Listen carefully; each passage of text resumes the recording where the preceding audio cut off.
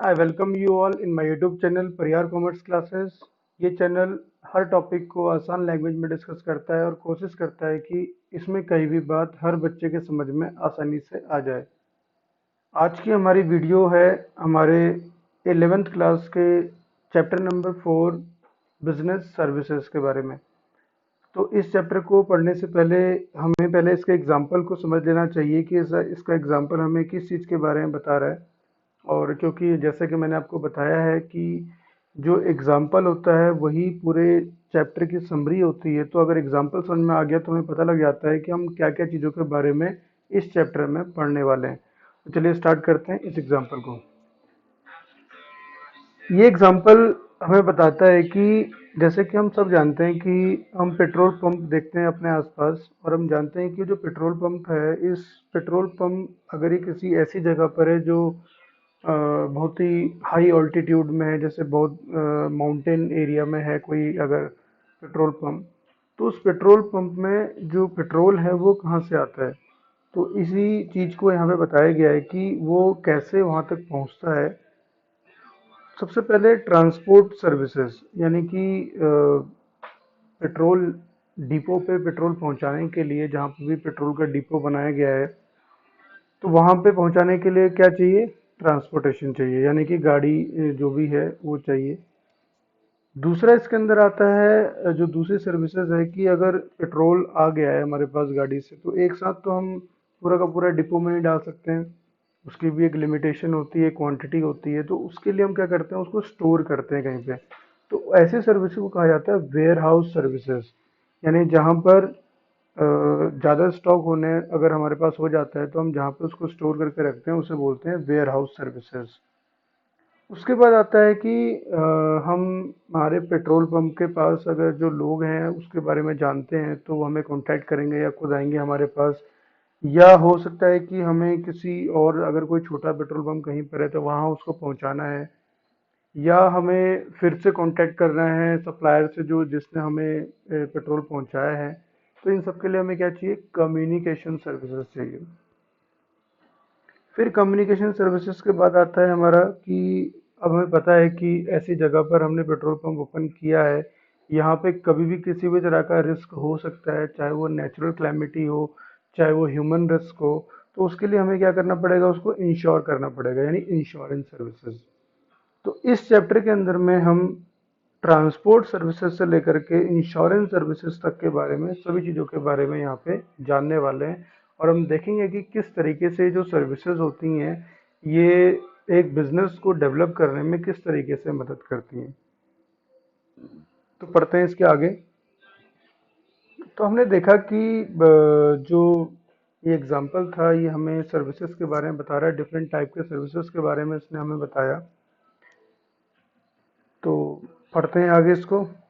सबसे पहले हम बात करते हैं सर्विसेज आखिर में होती क्या है। तो जैसे कि एक टाइम पहले मैंने आपको बताया था, गुड्स एंड सर्विसेज में डिफरेंस बताया था मैंने आपको।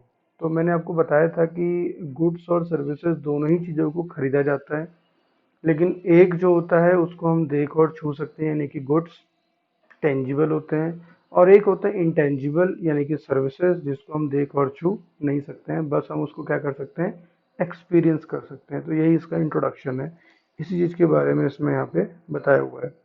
अब सीधे बात करते हैं नेचर ऑफ सर्विसेज के बारे में कि सर्विसेज का नेचर क्या होता है। तो ये सर्विसेज का जो नेचर है इसको 5 आईज ऑफ सर्विसेज कहा जाता है। आई, आई का मतलब यहाँ पे आई वो आंख वाला आई नहीं है, आई का मतलब यहाँ पे अल्फाबेट आई है। तो 5 आई हमारे पास आएंगे, जैसे कि इंटेंजिबिलिटी आई से शुरू होता है, इनकंसिस्टेंसी आई से शुरू होता है, इनसेपरेबिलिटी आई से शुरू होता है, इन्वेंट्री आई से शुरू होता है, और इन्वॉल्वमेंट आई से शुरू होता है। तो ये सारे के सारे जो आई हैं इन्हीं को कहा जाता है नेचर ऑफ सर्विसेज। तो इन आईज के बारे में जरा पढ़ते हैं एक बार एक एक करके। सबसे पहले आता है इंटेंजिबिलिटी, तो जैसे मैंने आपको बता ही दिया है कि जो सर्विसेज होती हैं वो क्या होती हैं, इंटेंजिबल होती हैं, यानी कि उनको हम देख और छू नहीं सकते हैं, बस उनको क्या कर किया जा सकता है, एक्सपीरियंस किया जा सकता है उनको। चाहे हम अगर एग्जांपल लें इसका, तो जो डॉक्टर है, तो डॉक्टर को हमने नहीं खरीदा है, हमने उसकी सर्विसेज को खरीदा है, जो उसने हमें ट्रीट किया है, जिस तरह से हमें ऑब्जर्व किया है, जो भी हमारे बारे में उसने हमें बताया है, हमने उस चीज़ को एक्सपीरियंस किया है, हमने डॉक्टर को नहीं खरीदा है। तो इसको कहा जाता है इंटेंजिबिलिटी। तो इसको एक और तरीके से हम समझ सकते हैं कि जो कंजम्पशन है, जो भी चीज़ें हम खरीदते हैं, जैसे सर्विसेज को जब हम खरीदते हैं तो बिना उसे खरीदे हम उसको जान नहीं सकते हैं कि वो कैसी है। तो अगर सर्विसेज को के बारे में हमें जानना है तो हमें उसको खरीदना पड़ेगा। और यही चीज़ बनाता है सर्विसेज को, जो सर्विस प्रोवाइडर होते हैं वो क्या करते हैं कि हर कस्टमर के अकॉर्डिंग जो है अपनी सर्विसेज को वो बनाते हैं, ताकि कस्टमर का जो एक्सपीरियंस है उस सर्विस को लेने के बाद वो हमेशा क्या रहे, अच्छा रहे। फिर आता है हमारा नेक्स्ट, इनकंसिस्टेंसी। इनकंसिस्टेंसी का मतलब होता है कि ये सेकंड हमारा पॉइंट है नेचर ऑफ सर्विसेज का, इनकंसिस्टेंसी, और इम्पोर्टेंट भी है। इसका मतलब होता है कि जो सर्विसेज होती हैं वो एक्सपेक्टेशन जो होती है कस्टमर की, डिमांड जो होती है कस्टमर की, उसके अकॉर्डिंग हर किसी के लिए अलग अलग होता है। इसको कहते हैं इनकंसिस्टेंसी, यानी सबके लिए एक जैसा नहीं होता है। जैसा कस्टमर होगा उसके उसकी एक्सपेक्टेशंस होंगी, उसी के अकॉर्डिंग सर्विसेज को बनाया जाता है। इसका एग्जांपल अगर मैं दूं आपको, तो जैसे हमने देखा होगा कि जो मोबाइल में पैक्स आते हैं, जैसे इंटरनेट पैक आता है, कहीं पे कॉलिंग का पैक आता है, टैरिफ्स आते हैं, तो ये सब क्या होते हैं, अलग अलग होते हैं, अलग अलग रेट के होते हैं, अलग अलग वैलिडिटी होती है इनकी, और अलग अलग रिक्वायरमेंट होती है। तो जिस तरह के कस्टमर की जो भी रिक्वायरमेंट होती है, तो सर्विस प्रोवाइडर कोशिश करता है कि उसी के अकॉर्डिंग सर्विसेज को बनाया जाए। तो इसी को कहते हैं इनकंसिस्टेंसी, यानी कि एक जैसा नहीं होता है, हर किसी के लिए अलग अलग होता है। फिर आता है हमारा इनसेपरेबिलिटी। इनसेपरेबिलिटी का मतलब क्या होता है कि जैसे गुड्स का अगर केस देखें, तो गुड्स में क्या होता है कि अगर एक बार जो गुड्स प्रोड्यूस हो गया है, जैसे अगर मैं किसी भी चीज़ को प्रोड्यूस कर लिया, किसी भी ऐसी चीज़ को जिसको हम देख और छू सकते हैं, जैसे कंप्यूटर है, कंप्यूटर को एक बार जो प्रोड्यूस कर लिया हमने, तो फिर वो हो सकता है कि बहुत सारे टाइम के बाद वो बिके। तो उसको उतने टाइम तक की हम क्या कर सकते हैं, वो अलग अलग हो सकते हैं। यानी कि यहाँ प्रोड्यूस किया हमने 2018 में प्रोड्यूस किया, और उसको सेल अगर उसकी हो रही 2020 में, तो इतने टाइम तक की क्या रहा, वो इसमें टाइम पीरियड का गैप रहा। तो इसको कहते हैं कि ये सेपरेट हो गया, अलग अलग हो गया इनका। ईयर जो था प्रोडक्शन का अलग हो गया, और सेल का जो ईयर था वो क्या हो गया, अलग हो गया। लेकिन सर्विसेज के केस में ऐसा नहीं होता, इसीलिए कहते हैं इनसेपरेबल होते हैं। जब भी इसका प्रोडक्शन होता है तभी इसकी सेल भी होती है, तो इसको कहते हैं इनसेपरेबल। फिर आता है इन्वेंट्री लेस। इन्वेंट्री लेस का मतलब होता है, इन्वेंट्री का मतलब स्टॉक होता है, आपने अकाउंटेंसी में पढ़ा होगा। स्टॉक का मतलब होता है कि जिस भी चीज़ का हम बिजनेस करते हैं, उस बिजनेस में जिस भी चीज़ का करते हैं उसको हम अपने पास स्टोर करके रखते हैं, ताकि उसकी सेल हम कर सकें और पैसा अर्न कर सकें। तो इसको कहते हैं इन्वेंट्री। इन्वेंट्री लेस का मतलब होता है, क्योंकि जैसे हमें पता है सर्विसेज को ना देख सकते हैं ना छू सकते हैं, तो ऑब्वियस सी बात है कि उसको हम स्टोर करके रख ही नहीं सकते हैं, तो इसलिए इसको कहते हैं इन्वेंट्री लेस। फिर आता है हमारा इन्वॉल्वमेंट। तो इन्वॉल्वमेंट सबसे इम्पोर्टेंट है इसके अंदर में, कि जो कस्टमर होगा वो क्या करता है कि सर्विसेज को खरीदने के लिए अगर उसे जानना है कि सर्विसेज कैसी हैं, तो उसे उसके अंदर इन्वॉल्व होना पड़ेगा। अपनी रिक्वायरमेंट सर्विस प्रोवाइडर को बतानी पड़ेगी, अपनी डिमांड सर्विस प्रोवाइडर को बतानी पड़ेगी, और सर्विस प्रोवाइडर उसी के अकॉर्डिंग जो होता है अपनी सर्विसेज को चेंज कर देता है, बदल देता है। तो इसको कहते हैं इन्वॉल्वमेंट। कस्टमर का अगर इन्वॉल्वमेंट नहीं होगा सर्विस प्रोवाइडर के साथ, तो जो सर्विसेज हैं वो कस्टमर के अकॉर्डिंग नहीं बन पाएगी, इसीलिए इसके अंदर इन्वॉल्वमेंट होना क्या होता है, जरूरी होता है। अब हम बात करते हैं difference between services and goods. तो इसको फटाफट एक बार डिस्कस कर लेते हैं। सबसे पहले नेचर के बारे में बात करते हैं। तो सर्विसेज का मतलब क्या होता है कि कोई भी एक एक्टिविटी या कोई एक प्रोसेस, ये सर्विसेज होती हैं। और गुड्स क्या होते हैं, कोई भी फिजिकल ऑब्जेक्ट। तो इनके एग्जांपल यहाँ पे दिए हैं, आप इनको पढ़ लेना। टाइप की अगर बात करते हैं तो सर्विसेज जो होती हैं हिट्रोजीनियस होती हैं, और गुड्स क्या होते हैं, होमोजीनियस होते हैं। जैसे मैंने आपको बताया इनकंसिस्टेंसी वाला कॉन्सेप्ट, कि हर एक कस्टमर के लिए अलग अलग, तो इसको कहते हैं हिट्रोजीनियस, यानी कि अलग अलग। और होमोजीनियस का मतलब एक जैसे। तो गुड्स ज़्यादातर क्या होते हैं, एक जैसे होते हैं। वो हर किसी के लिए एक जैसे बनाए जाते हैं, हर किसी के लिए अलग अलग नहीं बनाए जा सकते हैं। इंटेंजिबिलिटी तो ये बता ही दिया मैंने आपको, सर्विसेज तो इंटेंजिबल होते ही हैं, गुड्स इंटेंजिबल नहीं होते हैं, वो टेंजिबल होते हैं। अगर इनकंसिस्टेंसी की बात करें तो जैसे बताया था मैंने आपको, डिफरेंट कस्टमर्स के लिए डिफरेंट उनकी जो डिमांड्स होती हैं उसके अकॉर्डिंग सर्विस प्रोवाइडर अपने आप को अलग अलग कर देता है सबके लिए। गुड्स में क्या होता है कि ज़्यादातर जो स्टैंडर्ड होता है वो फिक्स्ड होता है, और अगर एक प्रोडक्ट आप खरीद रहे हैं तो जो मेरे लिए वो प्रोडक्ट होगा वही आपके लिए भी वो सेम वैसे ही प्रोडक्ट होगा। फिर बात करते हैं इंसेपरेबिलिटी की। तो इंसेपरेबिलिटी का मतलब क्या होता है कि अलग अलग नहीं किया जा सकता है प्रोडक्शन और कंजम्पशन को। तो सर्विसेज के केस में क्या होता है कि प्रोडक्शन और कंजम्पशन को अलग अलग नहीं कर सकते हैं, लेकिन गुड्स के केस में ऐसा कर सकते हैं। इन्वेंट्री की अगर बात करें तो सर्विसेज की इन्वेंट्री नहीं होती है और गुड्स की इन्वेंट्री होती है। इन्वॉल्वमेंट की अगर बात करते हैं तो कस्टमर का पार्टिसिपेशन जरूरी होता है सर्विसेज के केस में, और गुड्स के केस में नहीं भी हो तो तब भी चल जाता है। अब बात करते हैं आगे हमारे नेक्स्ट टॉपिक की, जिसमें लिखा हुआ है टाइप्स ऑफ सर्विसेज।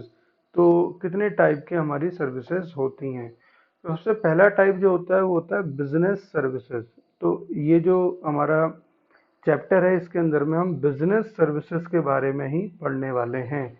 यानी जो बिजनेस एंटरप्राइजेज हैं, ऐसे एंटरप्राइजेज जो इकोनॉमिक एक्टिविटीज़ करती हैं और इकोनॉमिक एक्टिविटीज़ करने से ही उनका काम चलता है, तो ऐसी ऑर्गेनाइजेशन को, ऐसी एंटरप्राइजेस को बिजनेस एंटरप्राइजेस कहा जाता है।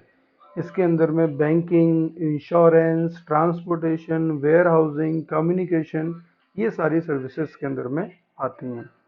ये सारे एंटरप्राइज होते हैं जो इतने टाइप की सर्विसेज लोगों को देते हैं। सोशल सर्विस आता है। सोशल सर्विस का एम जो होता है वो होता है कि लोगों की भलाई करना, और लोगों की भलाई वो लोग अपने इच्छा से करते हैं, वॉलेंटरी बेसिस पे करते हैं। तो हो सकता है कि उनका एम जो है किसी जगह के बच्चों को पढ़ाना हो सकता है, या कहीं की हाइजीनिक कंडीशन को अच्छा करना हो सकता है। तो ये सब अपने ही बेसिस पे वो लोग करते हैं। पर्सनल सर्विस का मतलब होता है कि जैसे आप किसी किसी जगह पे गए हैं, तो हो सकता है कि वहाँ पे आपका जो एक्सपीरियंस है वो अलग हो, और कोई और अगर वहाँ पे जाता है तो हो सकता है उसका एक्सपीरियंस अलग हो। तो इसको कहा जाता है पर्सनल सर्विसेज। तो ये अलग अलग होते हैं, तो हम यहाँ पे इनके बारे में नहीं पढ़ने वाले हैं, हम सिर्फ पढ़ने वाले हैं बिजनेस सर्विसेज के बारे में। तो बिजनेस सर्विसेज मैंने आपको बता ही दिया है कि ऐसी सर्विसेज जिनका एम होता है सर्विस करने का कि उसके बदले में उनको पैसा अर्न कर सकें, यानी इकोनॉमिक एक्टिविटीज़ को कर सकें, तो उसको कहते हैं बिजनेस सर्विसेज। सबसे पहला इसके अंदर में टर्म आता है बैंकिंग। हमने जब फर्स्ट चैप्टर पढ़ा था तो मैंने बैंकिंग के बारे में आपको बताया था। तो ज़्यादा इसके बारे में बात नहीं करते हैं, सिर्फ जल्दी जल्दी इसके बारे में बताता हूँ कि क्या हमने पढ़ा था उस टाइम पे। तो बैंकिंग सर्विसेज वो सर्विसेज होती हैं जहाँ पे ज़्यादातर लोगों का पैसा जो होता है, डिपॉजिट जो होता है, उनको एक्सेप्ट किया जाता है। एक्सेप्ट करने का मतलब है उनके अकाउंट में रखा जाता है, और बैंक उस पैसे का यूज़ करता है लोन देने के लिए, और इस तरीके से बैंक अपना प्रॉफिट अर्न करता है। और जो भी पैसा उसको एक्स्ट्रा मिलता है वो जिन भी कस्टमर ने जमा किया होता है उनको उसका इंटरेस्ट मिल जाता है। तो ये ऐसी तरह का काम जो होता है बैंक करता है। इसके अलावा बहुत सारे काम करता है बैंक। तो ये है बैंकिंग। अब पढ़ते हैं जरा टाइप्स ऑफ बैंकिंग। तो बैंकिंग के कितने सारे टाइप्स होते हैं, तो यहाँ पे 4 टाइप के बैंक बता रखे हैं। Commercial banks, cooperative bank, specialised banks और सेंट्रल बैंक। तो कमर्शियल बैंक का मतलब होता है ऐसे बैंक जो काम करते हैं प्रॉफिट अर्न करने के लिए। तो ऐसे बैंक्स को कमर्शियल बैंक कहा जाता है। ऐसे बैंक जहाँ पे हमारा अकाउंट ओपन होता है, ऐसे बैंक जहाँ से हमें लोन मिलता है, तो ऐसे बैंक्स को कमर्शियल बैंक कहा जाता है। कमर्शियल बैंक 2 टाइप के होते हैं, एक पब्लिक सेक्टर यानी पब्लिक जो बैंक होता है, एक गवर्नमेंट जिसको बैंक कहते हैं हम, और एक होता है प्राइवेट सेक्टर यानी कि जो प्राइवेट बैंक होते हैं। तो पब्लिक बैंक और प्राइवेट बैंक में जो डिफरेंस होता है वो ये होता है कि जो गवर्नमेंट बैंक होता है यानी पब्लिक बैंक जो होता है उसके अंदर गवर्नमेंट का शेयर होता है, और प्राइवेट बैंक के अंदर में गवर्नमेंट का शेयर नहीं होता है। इसके एग्जांपल अगर हम बात करें तो हमारे आसपास जो हमें state bank of India, Punjab national bank, Indian overseas bank या और भी बहुत सारे बैंक जो हमें देखने को मिलते हैं, वो सारे होते हैं हमारे पब्लिक सेक्टर बैंक्स। उसके बाद आता है हमारा प्राइवेट बैंक, जैसे HDFC, ICICI, Kotak Mahindra, Jammu and Kashmir bank. तो ये सारे जो बैंक हैं इनको कहा जाता है हमारा प्राइवेट बैंक्स। फिर आता है कोऑपरेटिव बैंक्स। तो जैसे हमने कोऑपरेटिव सोसाइटी पढ़ा था, तो उसके अंदर में क्या होता था कि अपने मेंबर्स की हेल्प करने के लिए इस कोऑपरेटिव सोसाइटी को बनाया जाता है। तो ये बैंक भी इसीलिए बनाया जाता है ताकि अपने मेंबर्स को आसानी से जो उधार है वो मिल सके, आसान रेटों में उधार मिल सके। तो ऐसे बैंक्स को कहा जाता है कोऑपरेटिव बैंक्स। तो कोऑपरेटिव बैंक्स काम करते हैं कोऑपरेटिव सोसाइटीज एक्ट के अकॉर्डिंग। फिर आता है स्पेशलाइज्ड बैंक। स्पेशलाइज्ड बैंक वो बैंक होते हैं जो कुछ स्पेशल वर्क करने के लिए बनाए जाते हैं। जैसे फॉरेन एक्सचेंज बैंक, जो सिर्फ फॉरेन एक्सचेंज वाले काम को करता है, यानी कि हमारी करेंसी से जो दूसरी करेंसी होती है, दूसरी कंट्री करेंसी होती है, उसको एक्सचेंज करता है। इंडस्ट्रियल बैंक, जो इंडस्ट्रीज की डेवलपमेंट करने के लिए बनाए जाते हैं। और जो डेवलपमेंट बैंक्स हैं, यानी कि और भी किसी चीज़ को डेवलप करने के लिए जो बैंक्स बनाए जाते हैं, एक्सपोर्ट इंपोर्ट को डेवलप करने के लिए जो हमने बैंक बनाया उसको बोलते हैं EXIM bank. Export import bank भी कहा जाता है इसको। इसी तरीके के जो ये डेवलपमेंट वाले जो काम करते हैं जो बैंक, उनको कहा जाता है स्पेशलाइज्ड बैंक। फिर आता है हमारा सेंट्रल बैंक। सेंट्रल बैंक वो बैंक होता है जो, मतलब अगर हम बात करें हमारी कंट्री का जो सेंट्रल बैंक है, सेंट्रल बैंक ऑफ इंडिया नहीं है। सेंट्रल बैंक का मतलब हो गया कि जो टॉप मोस्ट बैंक है, एपेक्स बैंक है, जो बाकी सारे बैंक्स को, जितने भी हमारे इंडिया के अंदर में काम करते हैं, उन सबको रेगुलेट करता है। तो इस बैंक का नाम है आरबीआई, यानी कि रिजर्व बैंक ऑफ इंडिया। तो रिजर्व बैंक ऑफ इंडिया सारे जो बैंक्स हैं हमारी कंट्री के अंदर में, उनके लिए गाइडलाइंस को बनाता है। तो इसको कहते हैं सेंट्रल बैंक। फिर आता है फंक्शंस ऑफ कमर्शियल बैंक। तो जैसे मैंने बताया आपको कमर्शियल बैंक के बारे में, कमर्शियल बैंक क्या करता है कि काम करते हैं जहाँ पे हमारा अकाउंट ओपन होता है, जहाँ पे हम डिपॉजिट करते हैं पैसे को, हमें इंटरेस्ट मिलता है, जहाँ से हम लोन ले सकते हैं, ऐसे बैंक्स को कहा जाता है कमर्शियल बैंक।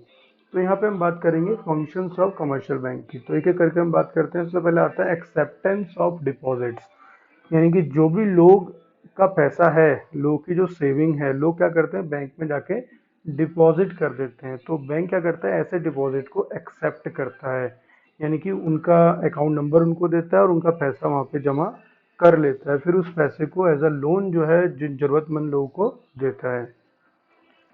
इस तरीके से वो बहुत सारे पैसे कमाता है। और अगर हम बात कर रहे हैं डिपॉजिट्स की, तो हमारे जो डिपॉजिट्स हैं वो दो टाइप के डिपॉजिट्स होते हैं। एक बार जल्दी जल्दी बता देता हूँ मैं आपको। तो ऐसे डिपॉजिट्स को, एक टाइप का जो डिपॉजिट होता है उसको बोलते हैं हम लोग डिमांड डिपॉजिट, और एक तरीके का डिपॉजिट जो होता है उसको बोलते हैं हम लोग टाइम डिपॉजिट। डिमांड डिपॉजिट का मतलब होता है कि हमने एक पर्टिकुलर पीरियड ऑफ टाइम के लिए पैसा जमा किया है, और जब हमारी इच्छा है, हमारी डिमांड है, तो हम उस पैसे को निकाल लेते हैं। तो इसमें दो तरह के अकाउंट खुलते हैं, एक होता है सेविंग बैंक अकाउंट, एक होता है करंट अकाउंट। दूसरा जो डिपॉजिट है उसको बोलते हैं टाइम डिपॉजिट या टर्म डिपॉजिट, जहाँ पे एक फिक्स पीरियड ऑफ टाइम के लिए हम पैसा जमा कर लेते हैं, लेकिन हम अपनी इच्छा के अकॉर्डिंग उस पैसे को निकाल नहीं सकते। अगर हम निकालते हैं तो हमारा पैसा जो होता है वो कट जाता है। तो ऐसे में दो टाइप के अकाउंट यहाँ पे आते हैं। एक आता है हमारा रिकरिंग डिपॉजिट अकाउंट यानी आरडी अकाउंट, और दूसरा आता है हमारा फिक्स्ड डिपॉजिट अकाउंट यानी कि एफडी अकाउंट। तो ये था हमारा एक्सेप्टेंस ऑफ डिपॉजिट। फिर आता है हमारा लेंडिंग ऑफ फंड्स। तो बैंक का काम क्या होता है, पहला तो एक्सेप्टेंस ऑफ डिपॉजिट होता है, दूसरा होता है लेंडिंग ऑफ फंड्स, यानी कि पैसा जो है लोन की तरह लोगों को देना। तो इसके बारे में सभी लोग जानते होंगे कि जो लोन है वो लोगों को मिलता है अपने डिफरेंट डिफरेंट काम करने के लिए, चाहे वो पर्सनलाइज लोन हो, चाहे घर बनाने का लोन हो, चाहे मोटर लोन हो, चाहे किसी तरीके का अलग अलग टाइप के लोन होते हैं। फिर आता है चेक फैसिलिटी। हम क्या करते हैं कि जब कभी हमारे पास पैसा इतना सारा नहीं होता है कि हम किसी ट्रांजैक्शन को पूरा कर पाएँ, तो बैंक हमें फैसिलिटी देता है कि आप जो है उसको चेक दे देना, और हम आपके अकाउंट में से जब वो चेक हमारे पास डिपॉजिट करेगा तो आपके अकाउंट का जितना पैसा होगा उस चेक की अमाउंट को हम उसको दे देंगे। तो इसको बोलते हैं चेक फैसिलिटी। तो बैंक इस तरह की सर्विसेज भी हमको देता है। फिर आता है remittance of services, remittance of funds भी कह सकते हैं इसको। ऐसा होता है कि बैंक और भी बहुत सारे काम करता है। कई बारी क्या करता है कि हमें कभी पैसे एक जगह से दूसरी जगह ट्रांसफ़र करने होते हैं, एक अकाउंट से दूसरी जगह पे ट्रांसफ़र करने होते हैं। तो उस केस में क्या होता है कि हमें क्या करना होता है कि अगर किसी को ज़रूरत है पैसे की हमारे फैमिली के अंदर में और उसका अकाउंट है, तो हम उसके अकाउंट में सीधे पैसे डाल देते हैं, हम बैंक में जाके वो डिपॉजिट फॉर्म भर के, तो इसको कहते हैं रेमिटेंस ऑफ फंड्स। फिर आता है एलाइड सर्विसेज, यानी कि और भी बहुत सारे टाइप की जो सर्विसेज बैंक प्रोवाइड करता है, जैसे लॉकर फैसिलिटी, बिल पेमेंट की फैसिलिटी, अंडर राइटिंग सर्विसेज की फैसिलिटी। तो हम क्या करते हैं, बैंक को इंस्ट्रक्शन दे देते हैं कि भैया इतने इतने टाइम पीरियड में आप इस पैसे को हमारे अकाउंट में से कट कर लें। जैसे लाइट का बिल पेमेंट करना हो गया, स्कूल की फीस पेमेंट करने की बात हो गई, या कहीं और की फीस पेमेंट करने की बात हो गई, तो ये क्या होता है, इनको कहते हैं एलाइड सर्विसेज। लॉकर फैसिलिटी आपको पता ही होगा कि हम अपने घर के जो ज्वेलरी वगैरह है उसको बैंक में रख सकते हैं और उसका लॉकर की हमको मिल जाता है, उसको बोलते हैं लॉकर फैसिलिटी। और बैंक ऐसे टाइप के सर्विसेज देने के बदले में पैसा चार्ज करता है। अंडर राइटिंग सर्विसेज का मतलब होता है, कई बार क्या होता है कि हमने कोई ट्रांजैक्शन करी होती है और हमारे पास पैसे नहीं होते हैं, तो बैंक क्या करता है उस टाइम पे हमारी गारंटी देता है कि ये इंसान आपको पैसे दे देगा, तो इसको बोलते हैं अंडर राइटिंग सर्विसेज। तो इनको एलाइड सर्विसेज के अंदर में आते हैं। फिर आता है हमारा बैंकिंग के अंदर में ही दूसरा टॉपिक, ई बैंकिंग, यानी कि इलेक्ट्रॉनिक बैंकिंग। इलेक्ट्रॉनिक बैंकिंग के बारे में सभी लोग जानते होंगे कि ऐसी बैंकिंग जो इलेक्ट्रॉनिक डिवाइसेस के थ्रू होती है, ऐसी बैंकिंग को कहा जाता है इलेक्ट्रॉनिक बैंकिंग। हम घर बैठे बैठे ही बिना बैंक जाए ट्रांजैक्शन को घर से ही कर लेते हैं, मोबाइल फ़ोन के थ्रू या कंप्यूटर के थ्रू, तो इसको कहा जाता है ई बैंकिंग। इसके लिए हमें इंटरनेट की ज़रूरत पड़ती है और मोबाइल, हमें बैंक में जाके अप्लाई करना पड़ता है इंटरनेट बैंकिंग के लिए या मोबाइल बैंकिंग के लिए, हमें आईडी मिलती है, पासवर्ड मिलता है, और हम आसानी से घर बैठे बैठे बैंकिंग के सारे काम कर सकते हैं ज़्यादातर। तो इसको आप पढ़ोगे तो आपको बहुत अच्छे से समझ में आएगा। इसको वर्चुअल बैंकिंग भी कहा जाता है। वर्चुअल का मतलब होता है जो हमें मतलब दिखाई नहीं देता, उसको वर्चुअल कहते हैं। हमारे सामने हम मोबाइल में बैंकिंग कर रहे हैं तो बैंक हमारे सामने है, लेकिन हमें दिखाई नहीं दे रहा है, तो इसको वर्चुअल बैंकिंग भी कहते हैं। बात करें इसके बेनिफिट की, तो ई बैंकिंग के बहुत सारे बेनिफिट होते हैं, जैसे कि ट्रांसपेरेंसी होता है फाइनेंशियल स्टेटमेंट्स के अंदर में। ट्रांसपेरेंसी का मतलब होता है कि किसी भी तरह का फ्रॉड नहीं हो सकता है, कि आपने यहाँ से ट्रांजैक्शन करी, आपके पास वो रिकॉर्ड बन जाता है, मोबाइल आपको मैसेज आ जाता है आपके पास, या फिर वो पूरा का पूरा ट्रांजैक्शन आपको दिखाई देता है अपनी ई स्टेटमेंट के अंदर में।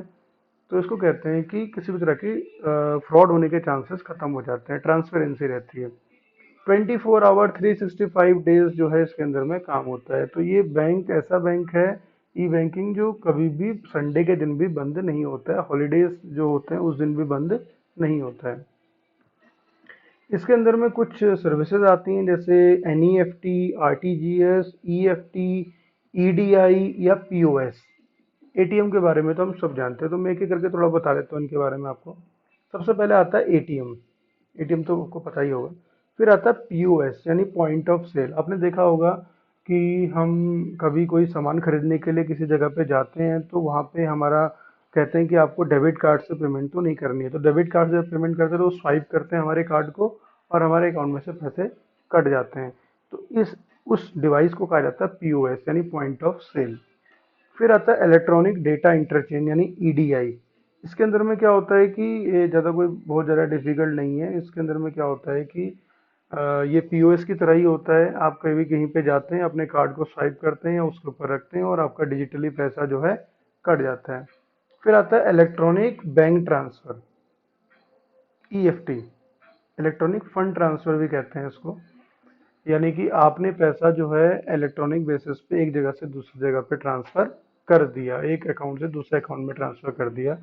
हम एटीएम जाते हैं तो वहाँ भी हमें फैसिलिटी मिलती है, और अगर हम इंटरनेट बैंकिंग का यूज़ करते हैं तो वहाँ तो फैसिलिटी होती है। फिर आता है एनईएफटी, यानी national electronic fund transfer. NEFT का मतलब होता है कि अगर आपको कभी बड़ी बल्क अमाउंट को एक जगह से दूसरी जगह ट्रांसफर करना है, छोटे छोटे अमाउंट तो ईएफटी से हो जाते हैं, लेकिन जब बड़ी अमाउंट होती है तो उस बड़ी अमाउंट को करने के लिए हमें एनईएफटी करना पड़ता है। और जब बहुत 2 लाख तक की अगर अमाउंट है तो वहाँ पे हम एनईएफटी का यूज़ करते हैं। 2 लाख से जब बढ़ जाता है तो वहाँ पे हम आरटीजीएस, यानी रियल टाइम ग्रॉस सेटलमेंट का यूज़ करते हैं। ये सभी जितनी भी चीज़ें हैं मैंने आपको बताई, ये सब फंड ट्रांसफ़र करने के लिए यूज़ किए जाते हैं। फिर आता है कि जो बेनिफिट बता रहा था मैं आपको ई बैंकिंग के, घर बैठे बैठे सारे काम हो जाते हैं, हमें बैंक जाना नहीं पड़ता है, लाइन पे खड़ा नहीं होना पड़ता है, और सारी ट्रांजैक्शन की रिकॉर्ड होती है, तो हमें किसी भी तरह का डाउट नहीं रहता है, कस्टमर सेटिस्फाइड रहता है, उसे लंबी लाइन पे खड़ा नहीं होना पड़ा और उसका काम आसानी से हो गया। फिर आता है हमारा नेक्स्ट, इसके कुछ और भी डिसएडवांटेज भी होंगे शायद, देख लेते हैं एक बार। बेनिफिट ही पढ़ रहे थे हम इसके, तो डिसएडवांटेज नहीं है इसके, बेनिफिट ही बेनिफिट है। The bank also stand to gain by e banking, the benefits are, तो बैंक को क्या क्या फायदे होते हैं ई बैंकिंग करने से। तो पहला फायदा होता है कि जो एक कॉम्पिटिटिव एडवांटेज देता है बैंक। अगर एक बैंक अच्छी इंटरनेट बैंकिंग का यूज़ करवाता है लोगों से, तो लोग क्या करते हैं, वहाँ पे इंटरनेट बैंकिंग का यूज़ हो रहा है तो लोग उस बैंक की तरफ चले जाते हैं, तो उसको बोलते हैं कंपटीशन बढ़ाना। फिर आता है कि जो ई बैंकिंग है वो provide unlimited network to bank and is not limited to the number of branches, any PC connected to modem and a telephone having an internet connection can provide cash withdrawal needs of the customer. यानी अगर आपने कभी CBS का नाम सुना होगा, core banking solution, यानी पहले ऐसा होता था कि अगर आपको इंटरनेट बैंकिंग का यूज़ करते हैं तो आपके पास लिमिटेड था कि आप अगर अपने बैंक से करते हैं तो कुछ ही सर्विसेज आपको देता था। जब से सीबीएस आया है, यानी कोर बैंकिंग सॉल्यूशन आया है, तब से आप चेक बुक कहीं की भी कहीं पे भी प्रिंट कर सकते हैं। चेक बुक आपको जैसे होता क्या था कि जैसे मेरी चेकबुक अगर बागेश्वर ब्रांच की है और इस पर्टिकुलर ब्रांच की है, और मैं कभी गरुड़ चला गया और मुझे वहाँ चेकबुक अपनी प्रिंट करनी होती है, तो वहाँ मेरी चेकबुक प्रिंट होती ही नहीं थी, वो मुझे अपने ही ब्रांच में जाना पड़ेगा तभी जाके वो प्रिंट होती थी। तो बैंक ने जब ये फैसिलिटी देना शुरू किया, तो इससे बैंक को काफ़ी हेल्प मिलने लग गई, फिर लोग कस्टमर जो थे उनको ज़्यादा सेटिस्फेक्शन मिलने लग गई। और इस तरीके से क्या हुआ कि जो लोड हो रहा था ब्रांचेस के ऊपर या जो बैंक एम्प्लॉय थे उनके ऊपर, वो धीरे धीरे क्या होने लग गया, कम होने लग गया। तो ये थे सारे के सारे बेनिफिट, चाहे वो कस्टमर को हो चाहे बैंक के हो, बैंकिंग के थ्रू।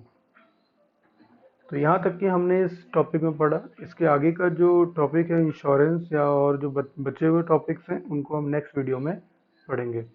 तो तब तक के लिए थैंक यू।